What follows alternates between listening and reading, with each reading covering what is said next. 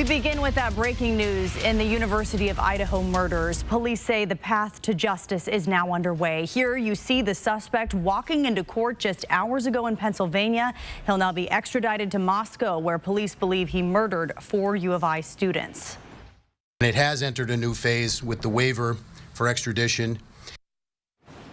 Thank you for joining us tonight. I'm Kirsten O'Connor. Aaron Luna has the night off. Bryan Kohberger waived his extradition earlier today, meaning he'll be in Idaho in just a matter of days. He's maintaining his innocence as police remain confident they've caught their killer and they are ready to prosecute him. We have team coverage on these new developments and what's next. We start with Esther Bauer breaking down the road to justice.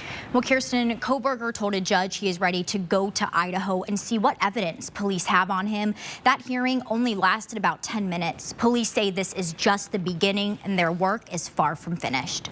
28-year-old Bryan Kohberger was in court on Tuesday, and he wasn't alone. Here you can see his family going into the courthouse, shielding their faces as they learn the fate of their son and brother, accused of murdering these 4 students. The continuing primary goal is the seeking of justice through successful prosecution and conviction, bearing the burden of proof beyond a reasonable doubt. Pennsylvania State Police releasing today they were monitoring Kohberger at his parents' home in the Poconos for a few days, making an arrest in the middle of the night so he wasn't tipped off and no one got hurt.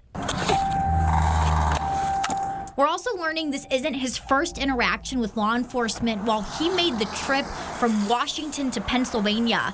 Indiana State Police released this body cam footage of him and his dad at a traffic stop in the Hoosier State. We're trying to balance essentially 2 things: the public's desire for information against the need to maintain the integrity of the investigation. Law enforcement in Pennsylvania saying they can't release many details to preserve the investigation because warrants in Idaho are sealed, something prosecutors believe is a driving force for Kohberger's rapid return.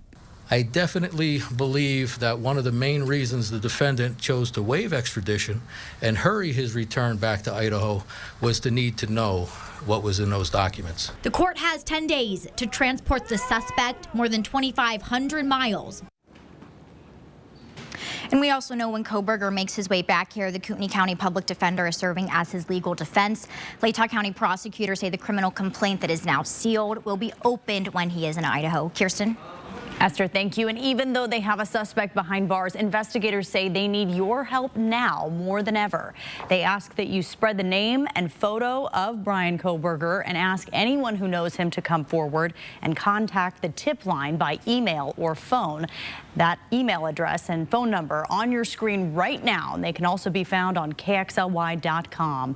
We have been alerting you all day about this breaking news in the investigation. Push alerts went out when Pennsylvania police spoke about the arrest of Bryan Kohberger. You can download the 4 News Now app right now and turn on notifications to get important alerts like these sent straight to your phone.